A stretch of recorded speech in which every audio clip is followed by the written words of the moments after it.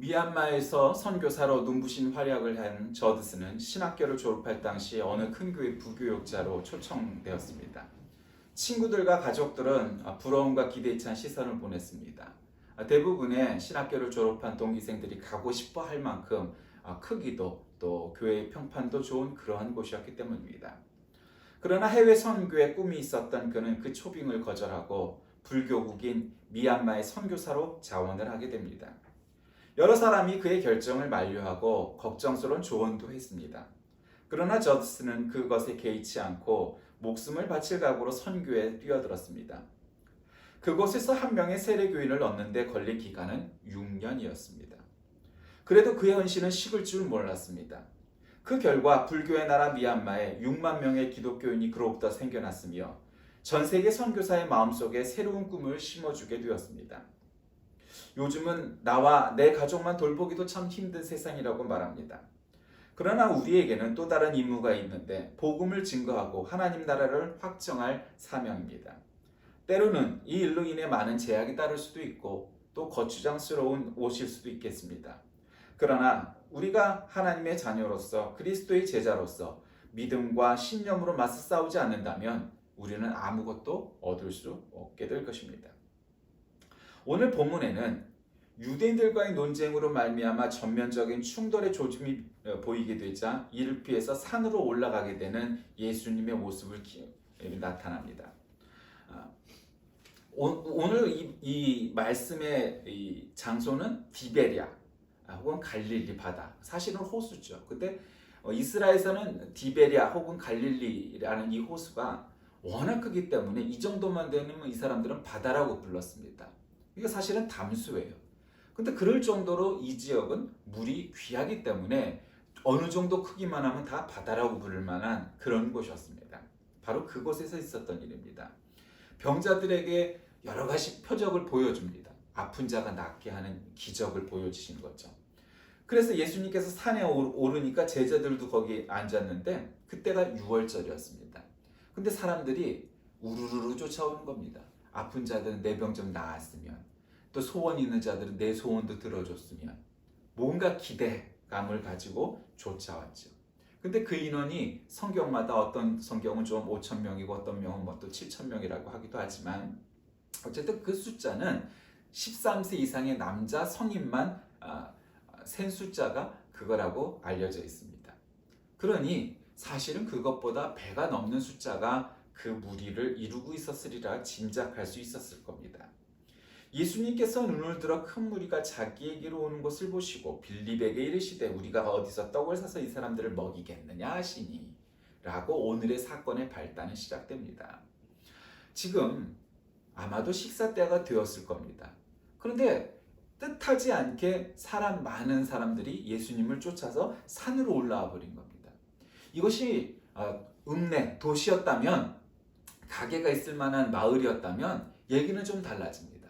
어떻게 해서라도 먹을 것을 구하고 돈을 줘가면서 먹을 것을 나눠달라 하고 뭐 그러기가 얼마나 수월했습니까? 그런데 이 당시는 지금처럼 전화 한 통화에 또 스마트폰 앱을 이용해서 치킨을 배달해 주세요, 족발을 배달해 주세요, 냉면을 배달해 주세요, 뭐 김치볶음밥을 갖다 주세요. 이게 안 되던 시절 아닙니까? 그러니 산속에서 먹을 길은 막막한 거입니다. 먹을 방법이 도무지 없었습니다. 그걸 아시는 분께서, 예수님께서 빌립에게 야, 이 사람들을 좀 먹일 만한 떡이 있겠느냐? 그러니 너도 알고 나도 알고 우리 모두 아는 일이죠. 아니 지금도 산에 가서 어떻게 먹을 것을 구하겠어요? 없어요. 구할 수가 없어요. 요즘도 이 시대에도 먹을 거는 미리 가지고 올라가야 되는 거예요. 물론 때에 따라서 어느 산들은 사람들이 하도 많이 다니니까 김밥 같은 것을 장사꾼들이 갖고 올라가서 좀 비싼 값에 갖다 팔지요. 한 줄에 1,000원 하던 걸 2,000원 받아가면서 하기는 하죠. 근데 이 당시에 그럴 만한 장사꾼들이 얼마나 있었겠습니까? 성경에 나와 있는 대로 뭐 5천 명을 먹이는 그 정도의 장사꾼들은 있을 리가 만무할 겁니다. 그러니 뭐 어떻게 해서 뭔가 먹을 것을 가져간 사람들도 있었겠지만 그것도 돈 좀 있는 사람들이나 사 먹을 수 있었던 그런 정도여서 5천 명을 먹일 만한 일은 결코 있을 수 없는 그런 상황입니다. 그 빌립이 대답을 합니다. 빌립은 우리가 잘 아는 것처럼 참 전도를 잘하던 사람입니다. 부침성 있고 관계가 좋고 사람들을 잘 홍보할 만한 그런 홍보맨이었겠죠. 그런데 빌립이 대답을 합니다. 각 사람으로 조금씩 받게 할지라도 200데나리온의 떡이 부족합니다. 그 200데나리온 어치의 떡이 부족하다는 거죠. 지금으로 얘기하면 한 200만 원, 뭐 2천만 원 어치의 빵이, 떡이, 도시락이 없습니다.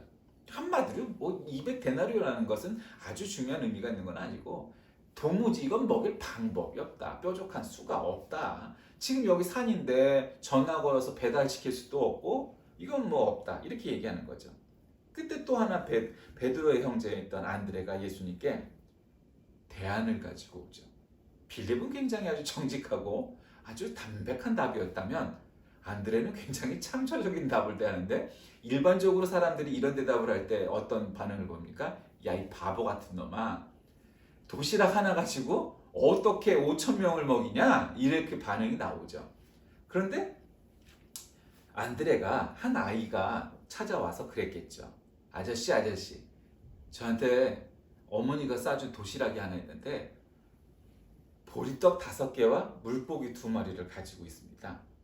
그러니 이거라도 좀 예수님이라도 잡숫게 하세요. 힘이 너무 드실 거 아니에요. 어쩌면 그랬을 거예요. 그러니까 안드레가 거기서 빼돌리지 않고 지가 먹지 않고 그거를 이제 가지고 와서 애 손목을 붙잡고 예수님 한 아이가 지 도시락인데 이거를 예수님을 위해서 내놓겠다는데 이걸로 좀 어떻게 안 될까요? 말도 안 되는 일이죠. 말도 안 되는 얘기예요. 어떻게 한 사람, 그것도 아이의 도시락을 가지고 예수님 드시기에도 모자랄 텐데 5천 명을 앞에 두고 이 대안은 정말 아무 쓸데없는 불필요한 일처럼 일견 보입니다. 그런데 예수님께서의 반응이 일반적이지 않습니다. 예수님께서 10절에 보니까 사람들로 앉게 하라. 그것에 잔디가 많았답니다. 그래서 사람들이 앉으니 그 수가 5천 명쯤 되더라. 예수님께서 떡을 가져 축사하시는, 축사라는 거 이제 축복했다는 거죠. 앉은 자들에게 나눠주시고 물고기도 그렇게 그들의 원대로 주시니라 이렇게 말합니다.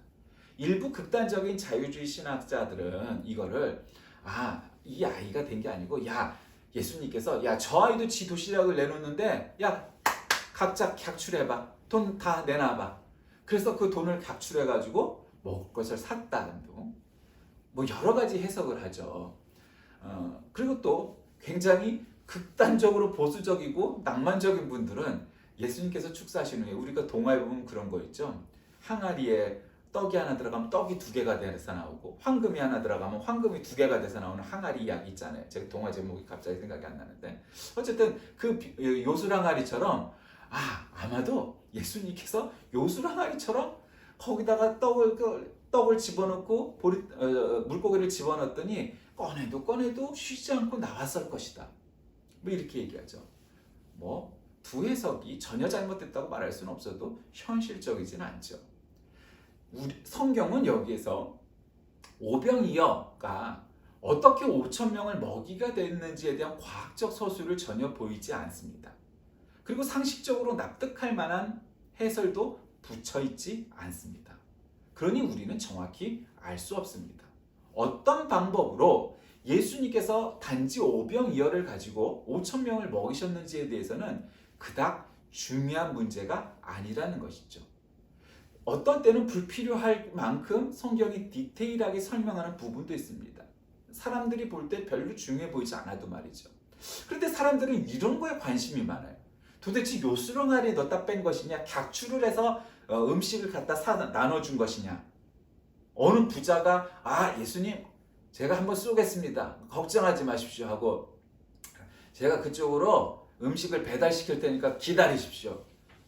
뭐 이렇게 저렇게 했는지 성경은 설명하지 않아요. 그러니까 그건 별로 중요한 이야기가 아니라는 거죠. 그런데 사람들은 거기에 초점을 맞춰요. 도대체 어떻게 먹였을까? 오병이어를 가지고. 그 성경은 별로 그게 중요한 이야기가 아니라는 것을 보여주는 거죠. 중요하지 않으면 성경에 써있지 않아요. 그러니까 이건 각자 해석할 필요가 있어요. 그러나 성경이 말하고자 하는 진의, 본뜻은 거기에 있지 않다는 겁니다. 예수님께서 축사하시니 만진 자들에게 다 나눠주시고 물고기도 그렇게 그들의 원대로 다 주었다. 이것이 오늘의 팩트입니다. 그것이 중요한 거예요. 어떤 방법이었는지는 성경이 기록하지 않았으니까 그건 사람들의 해석과 추측이 따름이에요. 알 수 없어요. 그러니까 모르는 걸 자꾸 지어내면은 안 돼요. 그러니까 없는 거는 모르는 거예요. 모르는 건 모른다고 해야 되는 거예요.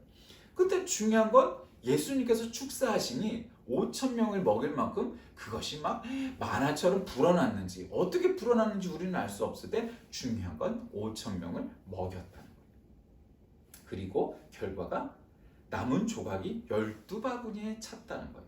남았다는 거예요. 12바구니. 그것도 이걸 또 알레고리하게 아주 또 해석을 하죠. 12바구니는 12사도를 의미하고 12지파를 의미하고 어쩌고 저쩌고 뭐 어떤 목사님도 이게 12개월을 의미하고 뭐 또 이 상징적으로 굉장히 해석을 하는데 물론 그럴 수도 있겠죠. 근데 중요한 건 오늘의 초점은 그게 아니잖아요.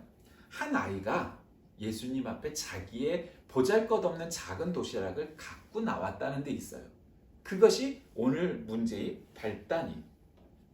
그리고 예수님께서 결국 그 전부 먹는 것을 다 보시고 사람들이 이는 참으로 세상에 오실 바로 그 선지자 누구예요? 메시아란 얘기죠. 메시아다 그러면 그래 내가 바로 메시아야. 좀 이럴 필요도 있었을 텐데 예수님께서는 어떻게 하셨어요? 그들을 띄워놓고 혼자 산으로 떠나가시니라. 이것이 오늘 본문의 결론입니다. 참 알 수 없는 예수님의 언행들이죠. 자, 오늘 한번 말씀을 한번 나눠보겠습니다. 두 종류의 제자가 있어요. 한 사람은 빌립과 같은 자들이죠. 빌립이 뭐 나쁘다는 건 아니에요. 굉장히 상식적이죠. 이성적이에요.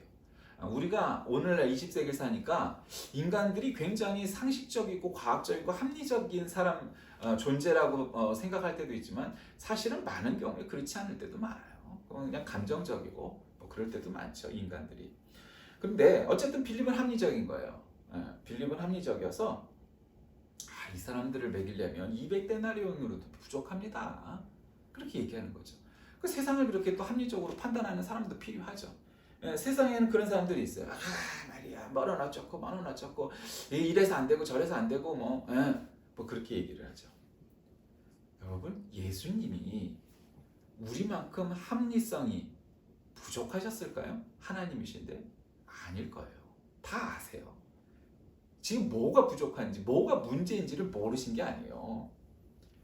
그런데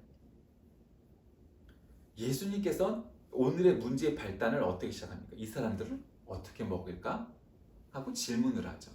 그랬더니 빌립은 이건 200데나리온으로 부족한데요. 그러니까 아마도 200데나리온은 지금 이 예수님과 제자들이 갖고 있었던 공금의 전부였을 것 같아요. 제 생각엔. 우리 공금을요 전부 갖다 쏟아도 이 사람들을 다 먹일 수가 없어요. 예수님. 이렇게 대답을 하는 거죠. 그러니까 그 말은 정직한 답변이에요. 합리적인 답변이고 있을 수 있는 답변이에요.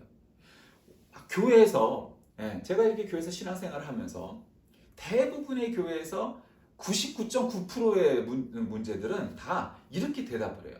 우리 교회 예산이 얼마니까 선교비를 줄여야 됩니다. 우리 교회가 건축을 해야 되니까 선교비를 끊어야 됩니다. 그걸 너무도 당당하게 얘기하는 걸 보고 제가 이제 순수해서 그렇게 했죠. 너무 전 충격을 받았어요. 여러분, 우리 교회가 예배당을 건축하면 선교비를 끊고 빚을 안 지고 예배당을 짓는 것이 우리 주님께서 기뻐하실 만한 일일까요? 어떤 사람들은 그렇게 말할 거고 어쩌면 대부분의 다수의 사람들이 그럴 수 있다라고 여길 겁니다. 근데 저는 단호히 아니라고 생각을 합니다.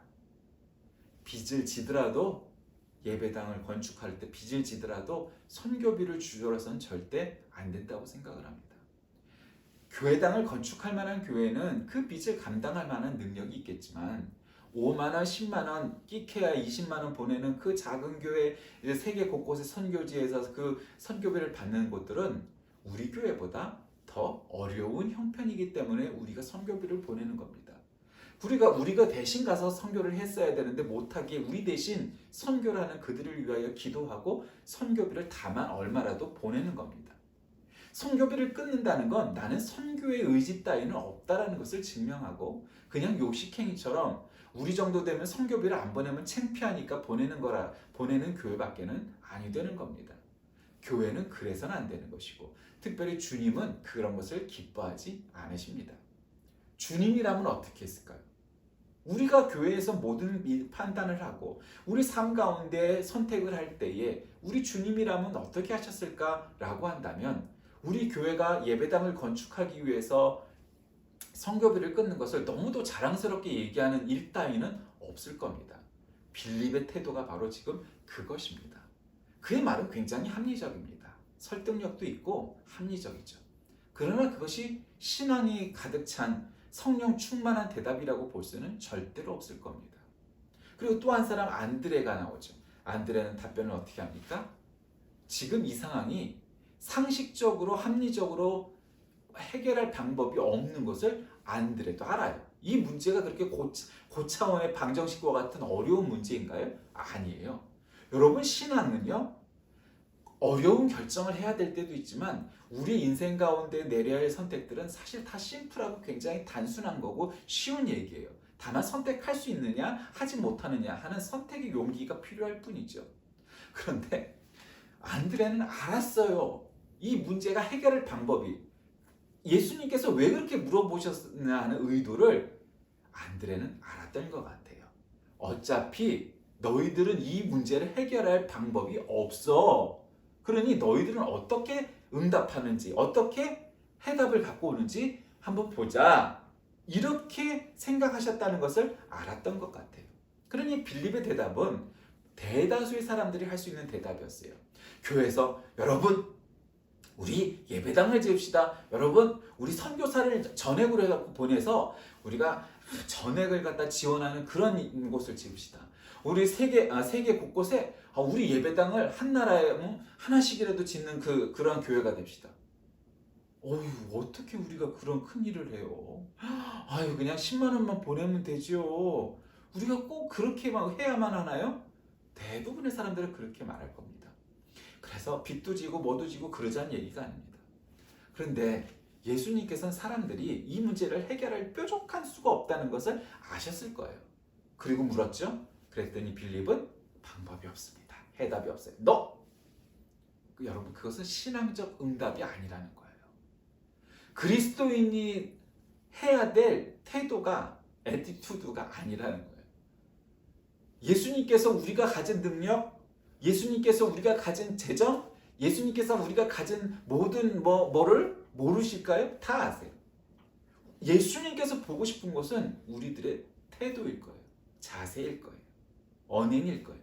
그리고 우리들의 생각과 우리들의 신앙을 보고 싶으신 거예요. 얼마나 뜨거운 열정으로 뭉쳐진 신앙입니까? 가진 거 아무것도 없고 능력도 없고 해결할 방법도 없는 그래서 그렇게 물으신 걸 거예요. 그리고 안드레가 하나의 손목을 붙잡고 나오죠.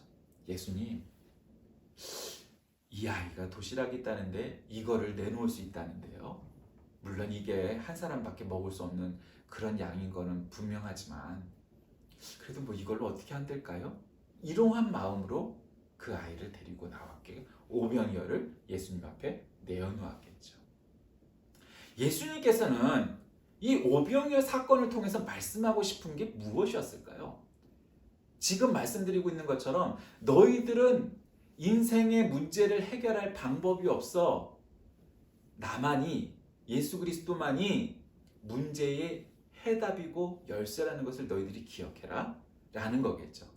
거기에는 이런 의미가 또 있겠죠. 한 걸음 더 나아가면 야 우리가 떡을 먹고 빵을 먹어야 배가 채워지고 육신이 건강해지고 삶을 영위할 수 있지. 너희들 한 끼만 없어도 이 많은 사람들이 모여있으니 이 문제가 그렇게 단순한 문제니 한 끼를 먹이는 것도 이게 쉬운 문제가 아니야. 근데 얘들아 우리가 매일 기도하고 매일 성경 보고 이러고 사니? 아니잖아. 결국 밥 한 끼를 먹는 일도 그렇게 어마어마한 일인 걸 너희들은 정말 하나님의 말씀을 사모하는 마음으로 생명의 떡인 나를 매일매일 교제하고 나누고 읽고 교훈을 얻고 그렇게 밥을 먹듯이 말씀도 먹고 있니? 이 말씀이 아닐까요? 생명의 떡은 바로 나야. 내가 생명의 떡을 주고 내가 육신의 떡도 줄 수 있는 바로 그러한 존재야. 나는 산떡, 즉 살아있는 떡이야. 이런 것이 아니었을까요? 지금 문제의 발단은 5천 명의 사람들이 먹을 것이 없다는 데서 출발을 했는데 결국 예수님께서 말씀하신 것은 아주 쿨하게 이 5천 명을 먹이고 12광주를 남겨놓고 산으로 혼자 떠나가십니다. 그건 무슨 의미일까요? 아마 이런 것 아니었을까요? 아주 쿨하게 그냥 가버리시는데 야, 먹을 거를 채워주는 거는 아주 중요하고 아주 큰 문제가 아니란다. 정말 중요하고 정말 큰 문제는 영적인 양식, 생명의 양식을 먹이는 것이란다 라고 말씀하시려고 그렇게 산으로 떠나가 버리신 것은 아니었을까요? 사람들은 늘 눈에 보이는 것을 좋아합니다. 눈에 보이는 것만이 존재한다고 여기죠. 과연 그럴까요? 꼭 그렇지는 않아요. 꼭 그렇지는 않아요. 사실은 돈도 통장에 어디에 있으면 그 돈을 만져볼 수도 볼 수도 없죠. 그런데 돈이 있다는 걸 알아요. 통장에 0000 달려 있으니까. 그걸로 집을 한 채 사면, 빌딩을 사면 빌딩을 보면서 저건 내 거야? 그러면서 눈으로 보면서 그걸 좋아하죠. 그 눈으로 보이는 것이 정말 실상일까요? 혹 허상은 아닐까요? 여러분, 예수님께서는 지금 5천 명을 먹이는 기적을 보여주시면서 이런 일은 중요한 일이 아니야. 이런 일은 아주 심각하고 진지한 일이 아니야. 그건 사실은 어떤 면에서 사소한 일이야. 라고 가르치고 싶으셨던 거예요.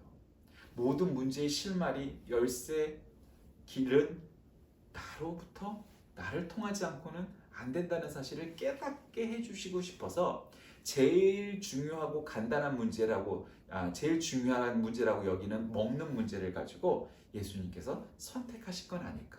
저는 그렇게 해석을 합니다.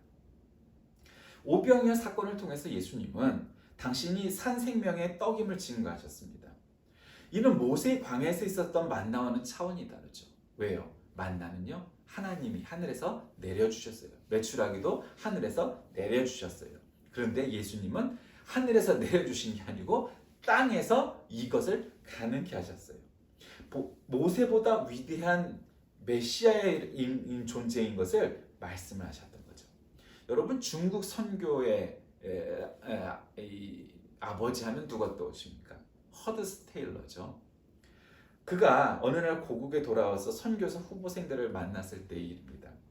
중국 선교의 사명을 갖고 준비하고 있는 그들을 향해 테일러가 질문하죠.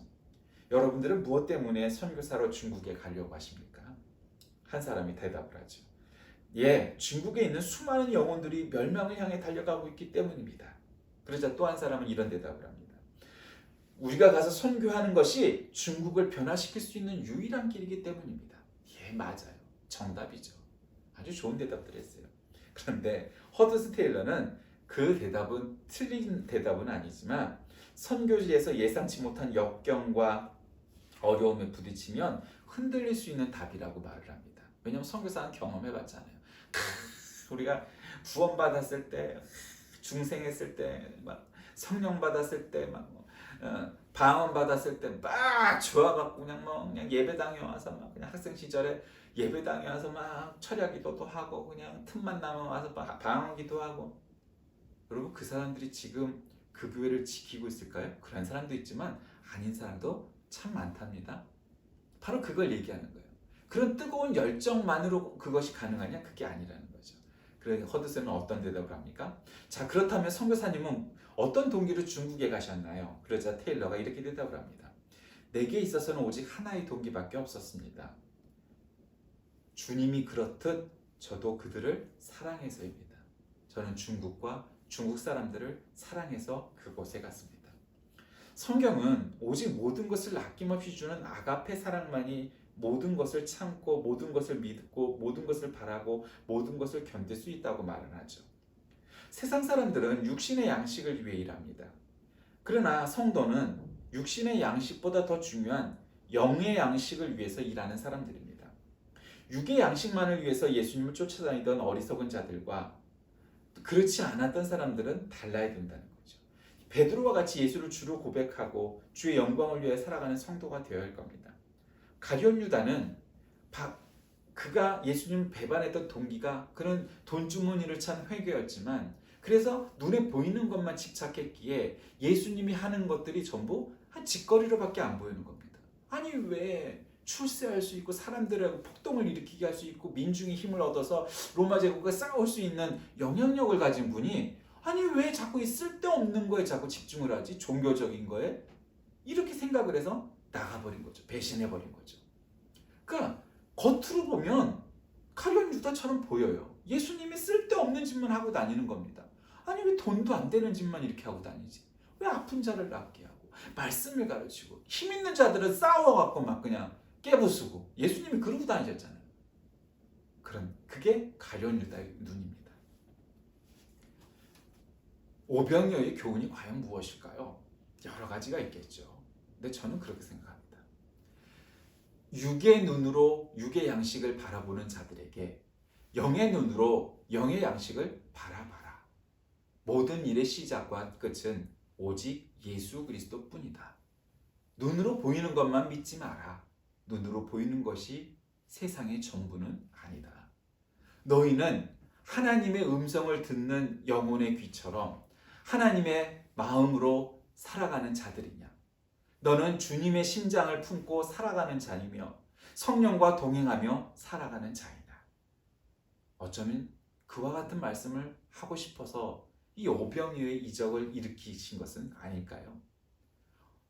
이거보다 더한 일도 얼마든지 가능하셨던 예수님께서는 배고픈 민중들을 위해서 먹을 것을 살피는 것만 위하여 일하지 않으시고 그것보다 더 중요한 일들을 위하여 일하셨다는 것을 오늘 말씀을 통해서 교훈을 주십니다. 여러분은 어떠십니까? 눈에 보이는 거에 집착하며 살아가는 인생, 그리고 그 수레바퀴 속에서 사는 존재는 아닙니까?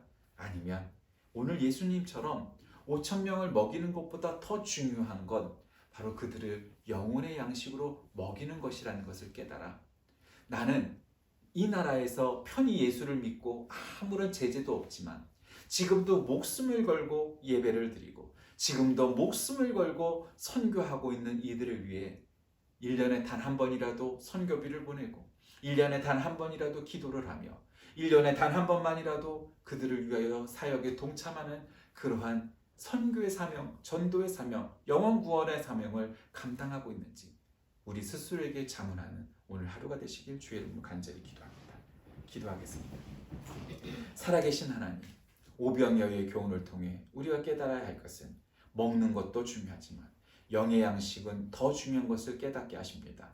세계 선교를 위하여 아직도 복음을 듣지 못하고 아직도 이교도의 거짓 가르침에 빠져 그들의 자유, 그들의 정치적인, 문화적인, 인권의 문제를 해결하지 못하고 살아가는 불쌍한 영혼들을 주님 기억하셔서 그들이 복음으로 해방케 되게 하시고 그들이 정치적으로도 자유케 하시고 또 그들이 육체의 건강과 양식을 가질 수 있게 인도하여 주옵소서.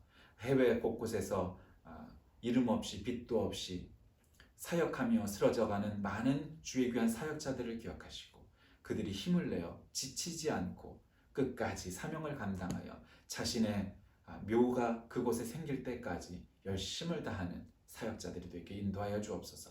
예수님의 이름으로 간절히 기도합니다. 아멘.